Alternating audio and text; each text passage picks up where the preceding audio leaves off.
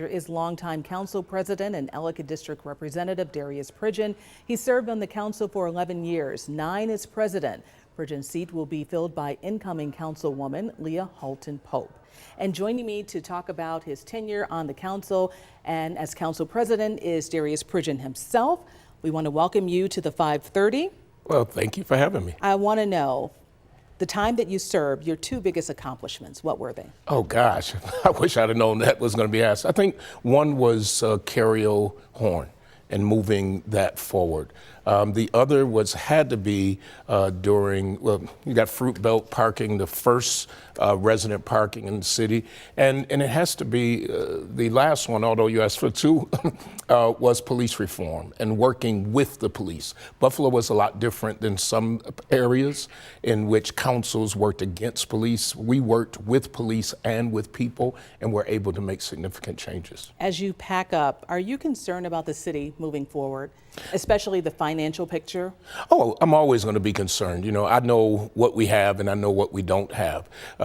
And I know that once the stimulus money is gone, it's going to be tough in this city. And I believe, though, that we have the leadership that will be able to work together. I really trust that, so that it isn't as hard of a bite. And I don't want to see this city go back into a hard control board. And that's one question I was going to ask. Could we see a control board in the future? You know, we could. I'm hoping that with the leaders that have been elected by the people, that they would do what we've done for the last almost 12 years, and that is work together. You know, a lot of people see it should be the administration against the council, and I've never saw it like that. I always said, how do we work together to bring forth the best thing for the people? So I'm hoping that the control board never returns back as a control board hard. The next question I have, it requires a little bit of context, so we're going to play a short video clip, so listen to this. Okay.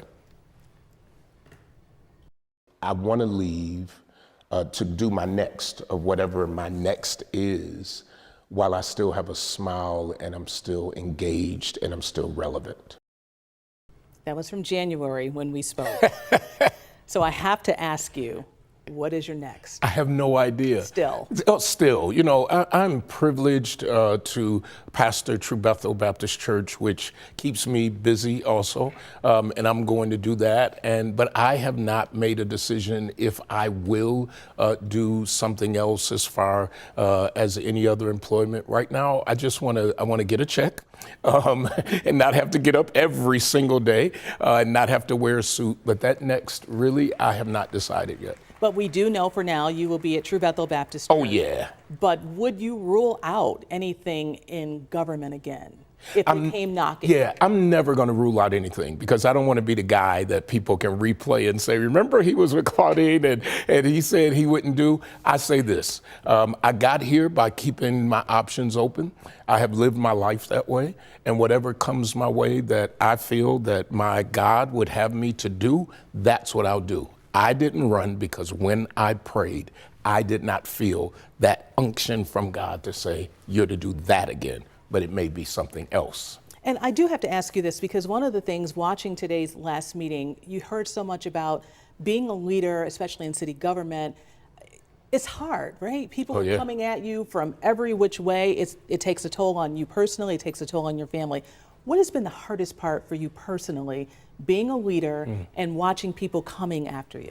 You know, I think, you know, especially as I got kids, I got a family, and sometimes to see the viciousness of that, I was okay with it because I've got broad shoulders. I'm a grown man. It was difficult for my children to have to witness the lies and the hatred at times, but I prepared them, you know, and raised them pretty tough. But I would have to say that toll.